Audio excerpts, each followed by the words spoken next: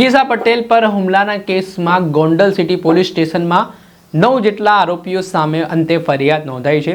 ગઈકાલે રાજકોટની ખાનગી હોસ્પિટલમાં ગોંડલ પોલીસ જિગીશા પટેલનું નિવેદન નોંધવા માટે પહોંચી હતી। આ દરમિયાન થોડીક રકઝકના દ્રશ્ય પણ સામે આવ્યા હતા। શું સમગ્ર મામલો છે, વિગતે વાત કરીએ। નમસ્કાર દર્શક।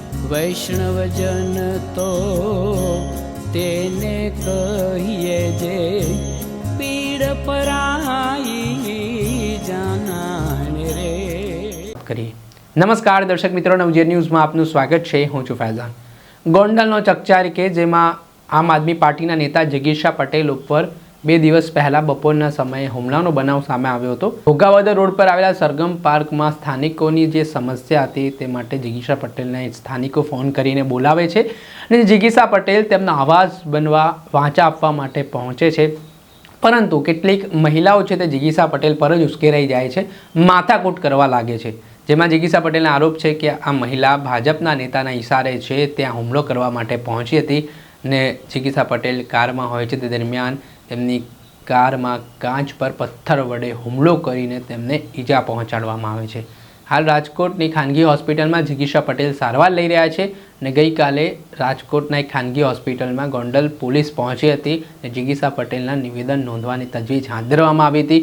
આ દરમિયાન 9 જેટલા શખ્સોનું નામ આ કેસમાં સામે આવ્યું છે જે આ હુમલામાં સામેલ છે।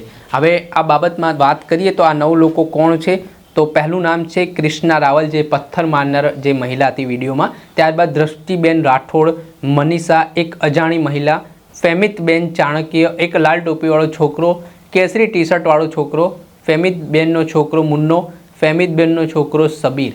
આ જે ટોટલ 9 જેટલા આરોપીઓ છે તે આ કેસમાં સંડોવાયેલા હોવાની વિગત સામે આવી છે અને આ ઘટના Gondal city B division police station ખાતે પોલીસે ફરિયાદ દાખલ કરી છે, જેમાં મારામારી તેમજ અલગ અલગ કૃત્ય બદલ આ કાર્યવાહી છે તે હવે ગોંડલ પોલીસે હાથ ધરી છે। પરંતુ આજે સમગ્ર ચકચારી બનાવ સામે આવ્યો છે। ગઈકાલે વિધાનસભા ગૃહમાં પણ તેના પડઘા પડ્યા હતા। ધારાસભ્ય ગોપાલ ઇટાલિયા, ધારાસભ્ય ચૈતર વસાવાએ પણ જિગીશા પટેલ પર હુમલાનો મુદ્દો છે તેને લઈને ગાંધીનગરમાં પડઘા પાડ્યા હતા। ત્યારબાદ હવે પોલીસ હરકતમાં આવી છે ને તપાસના ચક્ર ગતિમાન કર્યા છે। બીજી તરફ આ મામલાને લઈને જિગીશા પટેલના સમર્થકો કહી રહ્યા છે કે આમાં જે આરોપીઓ પકડાય તેમની પાછળ મુખ્ય આરોપી કોણ છે, કોના ઇશારે આ હુમલો થયો છે, તેમની સામે પણ કાર્યવાહી કરવામાં આવે। ત્યારે જોવાનું રહ્યું કે હવે ગોંડલ પોલીસ કઈ દિશામાં તપાસ કરે છે અને શું પરિણામ સામે આવે છે। દર્શક મિત્રો, આવા જ વિડીયો જોવા માટે નવજીવન ન્યૂઝ જોતા રહો।